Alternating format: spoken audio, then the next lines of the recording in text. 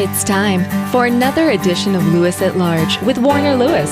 60 minutes of smart talk radio with interesting guests from all walks of life begins right now. So sit back and enjoy. And now, from the flight deck, here's your host, Warner Lewis.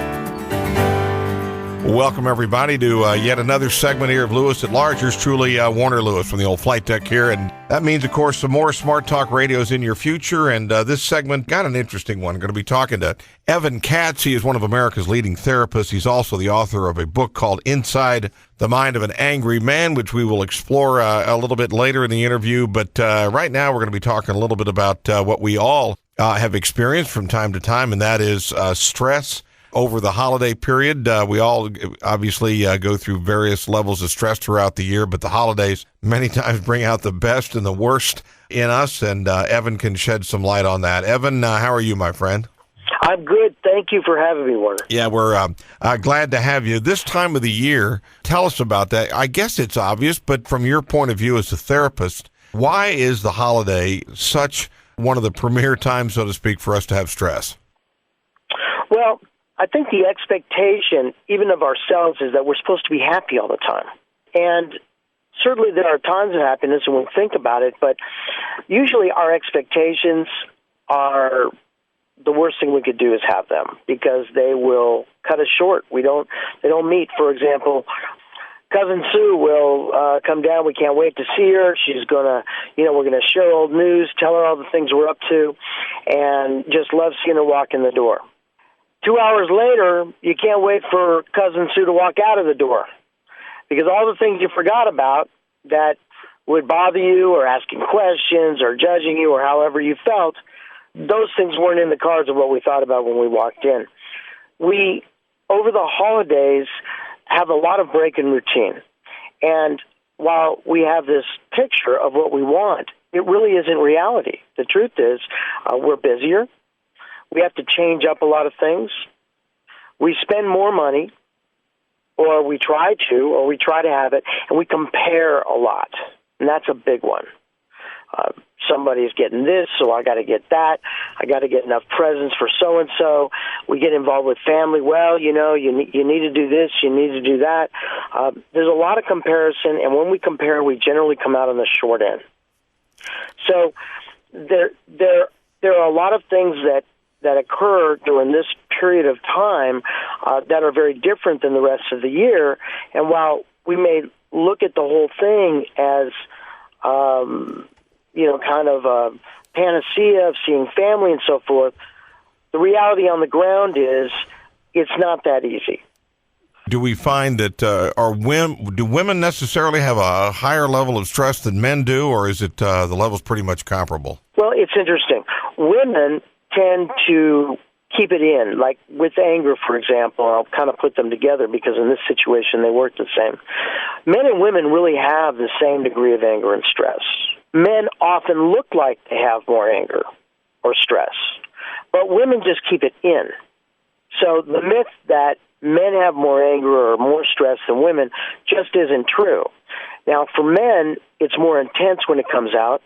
For women, it may not look intense, but it stays longer.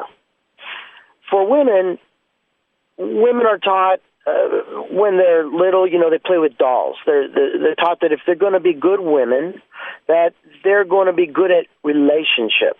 Men, on the other hand, as little boys, play with army men, play with trucks. It's about autonomy. I'm a good man if I'm autonomous. So in this period of time, it is about relationship. And I think that there's a lot of self-induced pressure on women to make things okay. And for those that might be single or a little older and, they're into their work or what have you, there's a lot of defensiveness. Maybe they're critical of themselves, or maybe family members are critical that they're not married and have the picket fence like they should. So I would say that it's a different experience, but a lot of times, depending on the scenario, women will feel more stressed even though it's pretty much self-induced. They have a lot of expectations of themselves because of planning and parties and so forth. And mind you, I'm being a bit stereotypical here regarding dinners and so forth. But that's been my experience with family. I mean, it's usually, the ladies who are putting everything together. It's interesting. We've all probably do get ramped up during the holidays. We all know it's coming. We see it coming. We remember years prior, and yet it still hits us over the head, doesn't it? Right. Yes, it does. And that's what I mean. We have this picture, and that's not a bad thing. We really do want to see people. We really do want to engage with our relatives and with people that know us and we've been brought up with. But it's just the nature of the human being to get triggered sometimes by old roles. We fall into our old roles oftentimes when we get around family. So I, as an adult male raising my child, independent, doing my thing, go out to San Diego, go to my mother's house, the cousins come over, the aunts, the uncles, and I will fall into a space of maybe irritability or anger because now I'm not guiding my own ship. And people are telling me what we're going to do and how we should do it. And it's hard. There's a rebellion that goes on there. The way to avoid that, probably the headliner here should be all through the season, even before it begins, is to respond rather than react. To respond instead of react. And if we do that, what it means is we're going to prepare for what's going to happen. So when I get irritable, I'm going to be able to respond to that and say, Evan, chill. You're at your folks' house. You're going to fall into the family norms. Just relax. Laugh at yourself. Don't worry about it. And the fact that Aunt Susie really wants oyster dressing and you don't, you just look past it. You just ride with it. Right. And that's the other saying I have that I use all the time with the guys I work with is, do I want to be right or do I want to be happy? Pick one. Because a lot of times that's going to be the case. And that's what we get caught up in, because we get the idea that if I'm not right, that somehow I'm wrong as a person. And that's just not true. That's a perception, really, that we have. They might have it, but really that we have of ourselves, just due to all the, the dynamics and the intangibles going on. If you just joined us, yours truly, Warner Lewis, here again from the flight deck of Lewis at Large Radio. In this segment, we're talking to Evan Katz. He's one of America's leading family therapists. He's also the author of the book Inside the Mind of an Angry Man, which I would like to explore a little bit right now.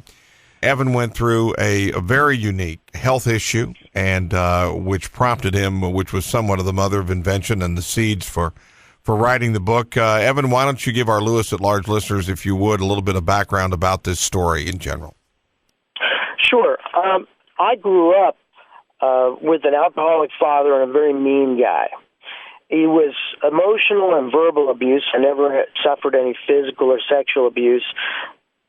But essentially, my father was someone who was unable to let me really grow and be okay with myself because he wasn't able to be okay with himself. So what I learned was being tolerated is about as good as it's going to get. And this is at a young age. I can look back now and see this. I didn't know that then. But I was an emotional punching bag. I was the older of two kids. And my father was an attorney. I learned to be cross-examined at a very young age. One reason I do well as an expert in court. And I grew up just believing that I was less than as a result of the way I was treated. As a result, I had this little secret inside, and I always tried to overcompensate for it. For me, I was able to do it through academics. I'm a little guy. I wasn't able to be a bully, or I wasn't real good in athletics, but I would always have to do twice as good in order to be sure that I was okay. So as I grew and got older in my teenage years, I'd have relationships, and I never felt good enough. The closer they got, the more intense and more fearful, looking back, I was that I was going to lose the person, that they were going to find out that I really wasn't any good. So what did I do? Since I felt powerless and out of control, I acted dominant, powerful, and in control, which was controlling. And this was very much my father. I did it to my mother. I put holes in the walls. I did the whole 9 yards. Kind of was a climactic moment when my father, years later, I hadn't spoken to him in a couple of years on purpose, had a heart attack. He was in Miami. Being a good kid, I tried to do the right thing. I went to Miami, was there for him, did what I was supposed to do in terms of next of kin and so forth. And as soon as he was well enough to come out and eat some meals on his own, he went at me again. Nothing I did was good enough. I handled the situation wrong, even when he was laying on the table. So, but by now, I was like my father. So it was like the master and protege going at it. And we're standing there in the CEU, and we're ripping each other verbally, just going at it. And I had never had a chance to stand up to my father as angry as he was. I never had that experience. This time, I really let him have it. So as a result, I was kind of pushed out of the ICU, but I actually felt vindicated. For the first time, I'd stood up to my dad. And about 4:30 in the morning, I got a phone call from the hospital, and they said, "Listen, your dad's still mad. He's still mad about your argument. He's gonna die. He's gonna blow this stent in his heart if he doesn't settle down. You need to come down and apologize." I thought, you got to be kidding me. He's going to get me again. So I went down there, temperamental, went through the doors. It was all about me. See, with angry guys, it's all about us. Open the doors now. There's no one there. There's no nurses. There's no doctors. I look over. I see his feet. I walk up there, and he's dead. So the first thing, I kind of flicked him. I'm like, wow, I'd never experienced that. I stepped back, and guess what? My father's voice hit me. Evan, you're just like your dad said you were. You had a part here in killing your father. You really are no good person. And I lived with that for about a year and a half, 2 years, and deflected it out on everyone else. And then finally came to a conclusion that, it can't be him. He's dead. He's gone. And I had to start really looking at myself, and I decided I had a 3-year-old daughter. I said, I'm not going to be this way. And I went through a lot of work. So I managed to get myself, with the help of a wonderful lady, a therapist, and me being a therapist, working through all of this. And I decided I'd already worked with a lot of angry men just because that's where I fit. But I decided I was pretty much going to dedicate my practice to that. So my practice really began to thrive. People call me the anger guy. A lot of them don't even know my name. They just know I'm the anger guy.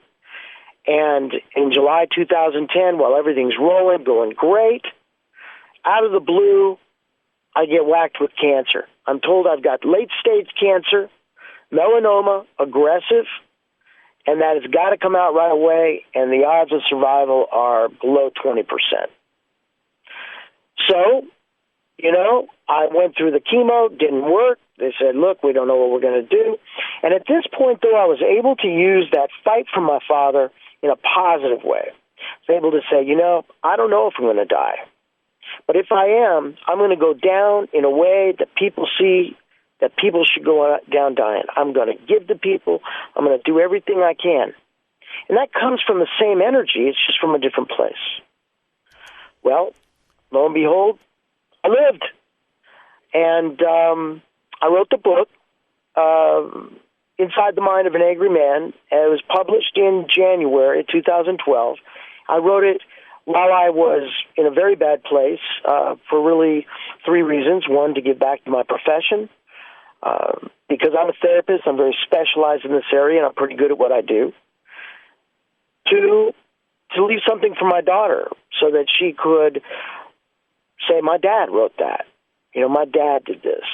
And 3rd was really to keep my mind focused and positive and looking forward rather than stagnant in the mix of really where there was nothing they could do. So I wrote the book, and I went into Chinese medicine, and that's a whole other story. But I got better.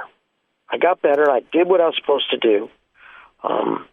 And I didn't have to do it my way, which is a sign of an angry guy. I followed directions, and I started to get better.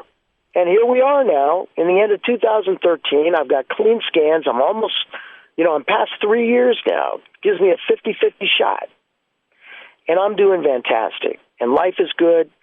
And I'm a better person today because of cancer than I was before I had it. You don't want to, well, we don't want to, we want to be careful here and not be too medical here, but do you think at all that any of the latent anger that you had as a result of your upbringing related at all to your physical disease? Any connection at all? That's a great question.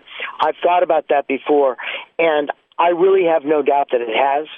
It also probably has something to do with my cholesterol being high and some of the blood pressure, which has gone way down. We know medically now, we absolutely 100% know medically that if someone has chronic anger problems, whether they keep it in or they let it out, that it's going to affect their blood pressure. It's definitely going to affect their cholesterol. It causes heart disease, increases the risk of stroke. And that's even just on the medical side. I don't have any direct proof, but there's no doubt in my mind that all of the tightness and all of the anger and the negative, all of those things, what they do is they tighten your body and they make your organs work harder. When you're angry, you don't get a lot of air. That's the nature, the primitive nature of anger. It's fight or flight. Your body goes into a survival mode. And it shuts down the luxury part. You don't breathe as much. Your blood changes. Your cortisol enters your system to push up the adrenaline, and all these different things happen. And it takes a toll. It takes a toll. Now, is that why I got cancer? I don't think so, but certainly didn't help anything. Yeah. Again, if you just joined us, Warner Lewis here from the flight deck of Lewis at Large Radio. In this segment, we're talking to Evan Katz. He's one of America's leading therapists. He's also the author of the book Inside the Mind of an Angry Man, which is uniquely his story. Eric or Evan, let's drift back a little bit to what we started talking about, holiday stress. All right, we're in the throes of it here. Maybe a little late for some people, but share with us, if you would, some of the things that you think where we can dial this stuff back, recognize it, and what are some tips you might offer some listeners? There really are some good ones, and they're things that people can pragmatically do if they're just mindful about them. A big one would be to establish boundaries and keep them. We all say, well, I'm not going to let this happen, but then we give in. We individually are important enough to be able to say, hey, look, I'm just not comfortable with that. And not give the person, whether it be the mom, the dad, what have you, on the other side, the power for us to say, well, I had to do it because, mom made me. As adults, and I'm speaking of adults here, we have ability to say, well, I'm just not comfortable with that. And let other people, let it be their problem that they can't deal with it. We want them to change so that we don't have to. We want them to be okay so that we don't have to put up the boundary. That's just not reality. Another one might be, try not so much to protect your anxiety and your nervousness. Otherwise, if you really keep it in, rather than saying, wow, I'm really nervous, I have a lot of anxiety, it's better to say it. Otherwise, you're going to project it on, say, your family, your kids, whoever you're with, people closest to you. It's going to come out on them. And then you start losing the very connection and cohesiveness that you wanted. I have a saying that if you don't talk it out, you'll act it out. And I really believe that to be true. If we say how we feel and what's going on, we don't have to get all touchy-feely about it, but if I say I'm nervous, I'm really nervous, or I'm worried about that, it coming out is better than keeping it in and then setting ourselves up to fail. Okay?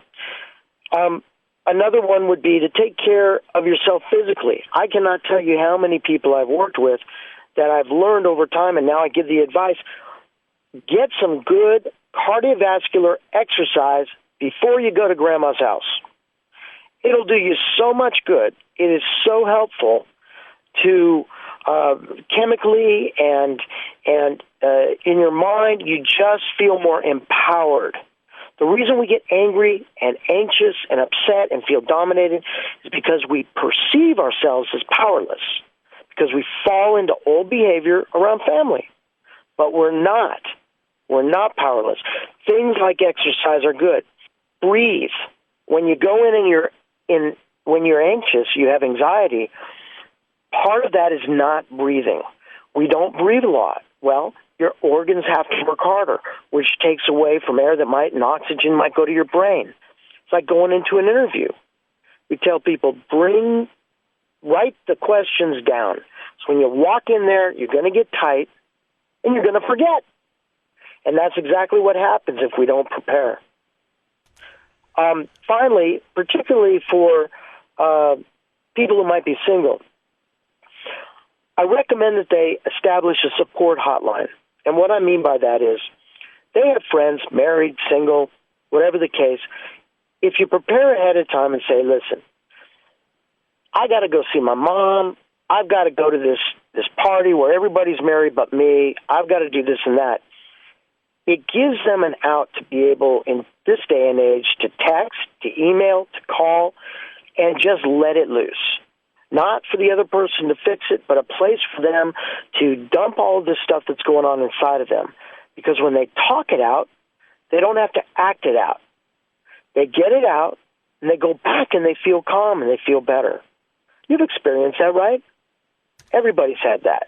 Well, those are sage words from a guy that knows it. His name is Evan Katz. He's one of America's leading therapists. Again, also the author of a retrospective, an interesting work called Inside the Mind of an Angry Man. Evan, people want to find out more about the book and also just this whole idea of holiday stress. Where can they go? Where can they find out some more information? I'm going to be putting up an article on my website. It's www.theangerguy.com. Within the next couple of days. My book is readily available on any online retail. Most people go to Amazon or Barnes & Noble. You can just put in Evan Katz or Inside the Mind of an Angry Man, and it'll come up. It's also available in ebook at the same sites. You can get it there as well. So the Inside of the Mind of the Angry Man, yes, it's my story, but it's also a step-by-step, to some extent, on how men, really people, but most of the population we seem to find as men who have the anger problems, or what we see anyhow, how they can get through it and what's really going on underneath, because it's not anger. It's a lot of fear that we're going to be dominated, and it's shame that we're less than. There's a lot of vulnerability. So I talk about my experience and what I've learned and how I help other men deal with it. Hey, we appreciate your insights on holiday stress, also the insights you had on your own unique story. And again, Evan Katz is his name, and thanks for spending some time with us today. Thank you, Warner. It's really a pleasure being here. Thanks for asking me. You bet. We will be back with more right after this on Lewis at Large.